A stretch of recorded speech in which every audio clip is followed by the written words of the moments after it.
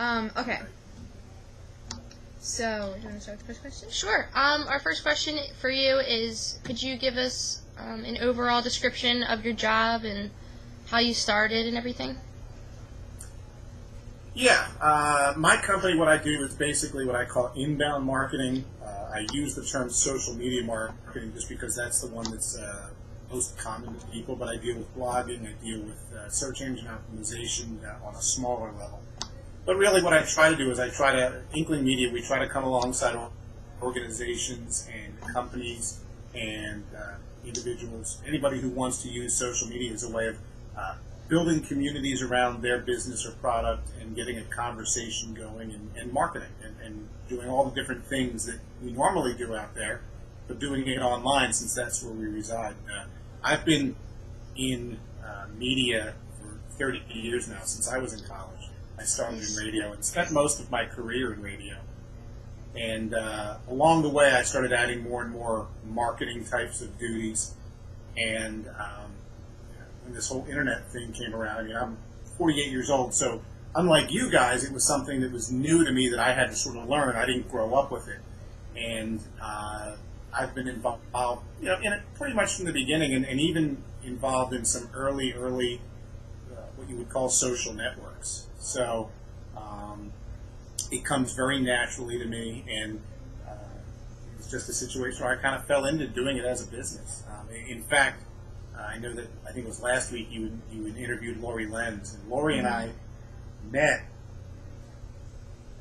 in an online music discussion group, which is an early social network, probably over a dozen years ago, and that's how we became friends and have become good friends, and I've carried a lot of those relationships over. That's great. It's really cool. It's weird how people meet each other online now. Even I think I just met you via Twitter, so it's kind of crazy. That's how I met Lori. He just was online because you had introduced us. Yeah, I mean, I met you because you were talking about coming to the launch conference. Mm-hmm. I think I hooked you up with Josh and Trista, the Beggar folk. Mm-hmm. Through Twitter. And then I connected you with Lori, and I mean, these connections. And when I get on Facebook, for instance, and someone friends me or I friend someone, the first thing I do is look at that little area over on the left that says friends that you have in common. And sometimes the relationships, you look at, how the heck do you know so-and-so? Because they make no sense. I mean, some of them make sense, but others you look at and you're like, this person's 7 states away, and I knew them 20 years ago. How do you know them? And that's one of the beauties of what the whole internet and social media thing is doing for us. It's really taking a very large world and making it much smaller for us. Mm-hmm. Definitely is. Okay, so another question. I saw that you teach a session called Social Media 101. So could you kind of give us a few, I guess, the key points that you would tell someone in one of those sessions or lectures? Yeah, I mean, really, what I'm trying to get people to understand is that there was a time, and even still now, a lot of people think this way, where we have here's our real life, and then here's our online life. And we're getting to the point now where we can't separate those two so easily. And I don't think we should separate them. I don't think that, what we're doing now on Skype and the communications we have via Facebook aren't any less real just because they're online. There's over 500 million people on Facebook right now, 175 million on Twitter, and then there's all the other social networks. Over 200 million bloggers out there. We can't write that off as not being real just because it isn't something that we can hold in our hands or isn't physical like a cell phone or whatever. And these same discussions happen with cell phones and other things earlier. You need to start thinking about that this is where life is happening. It's a seamless part of our life, especially as with mobile phones, we are taking the internet with us wherever we go. So when I speak about social media 101, I'm trying to get people to understand that this is where we're living our lives. This is where businesses and organizations should be, because that's where the customers are. That's where, if I'm a band, that's where my listeners are. They're all online. And Facebook is adding upwards of 700,000 new users every day. And that's incredible when you think about it. And Twitter, after a little bit of a slowdown, is growing rapidly again. So the people are getting on there, and people are finding this is a great way, not of replacing face-to-face communication, but of enhancing it, of building relationships and maintaining relationships. So what I try to get people to do is get in the mindset of that for their businesses and their organizations as a way of connecting with people in very rooted ways. I also stress the human factor, that this isn't advertising. This isn't, I'm going to create a commercial and I'm going to throw it out there. It's a conversation, it's a dialogue, it's a form of engagement where we're really, as businesses at least, turning a lot of the conversation over to our customers and letting them have some more control.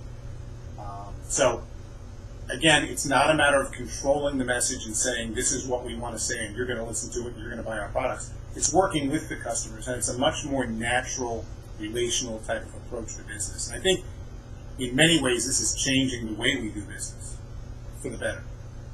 So when you say you're letting, like, you're just putting the message out there and then letting the customers kind of talk about it, do you mean like amongst themselves or them promoting it to other people? Both. I mean, it goes in different ways.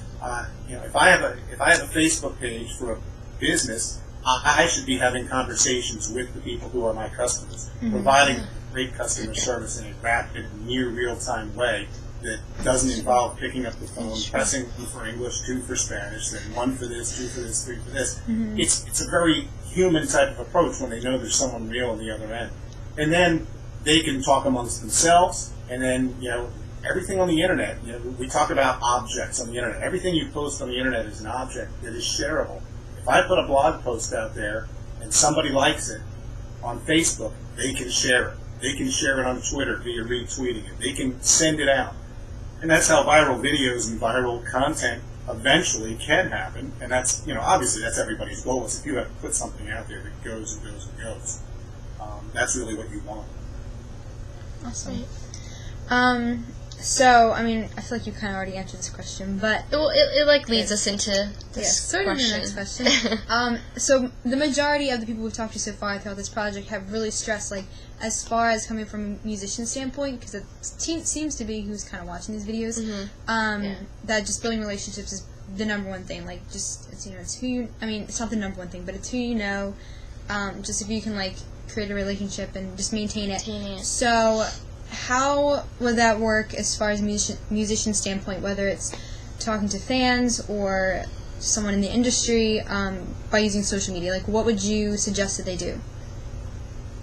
Well, in terms of fans, I think the key is to really be there, because when you look at the business model that bands have had in the past, especially on the local level as they try to build up, what a band does is they book a gig somewhere, then they're responsible for filling that venue, whatever it is. So they go and they print up a bunch of little flyers, and then they walk around town and plaster them all over. And then maybe they get to a certain level where in different areas we'll have a street team.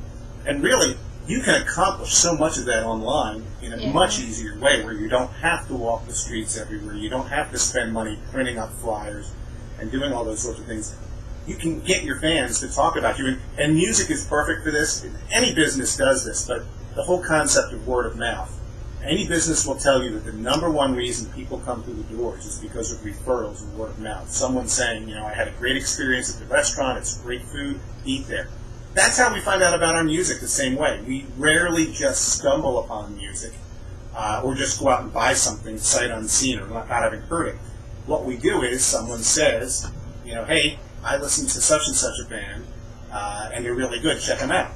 And that happens so much more. I mean, you think about your Facebook newsfeed when you see someone saying, and I see Rebecca's, newsfeed, such and such a band is playing here. Check out this band. Right. I might be inclined to click on that, and I might find a new favorite band. And if I like them, I might spend some money to download their music, or I might go to a show, and I certainly will tell other people about it. So, my contention is that there's never been a better time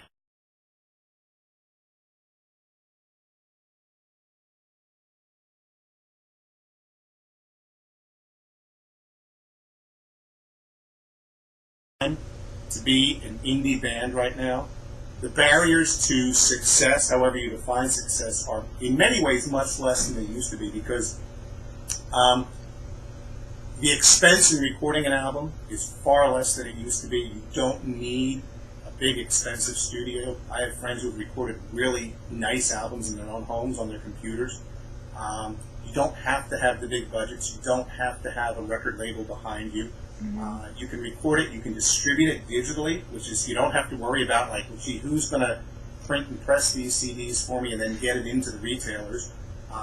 You can get out there a lot faster. Now, the downside of that is because those barriers have been removed,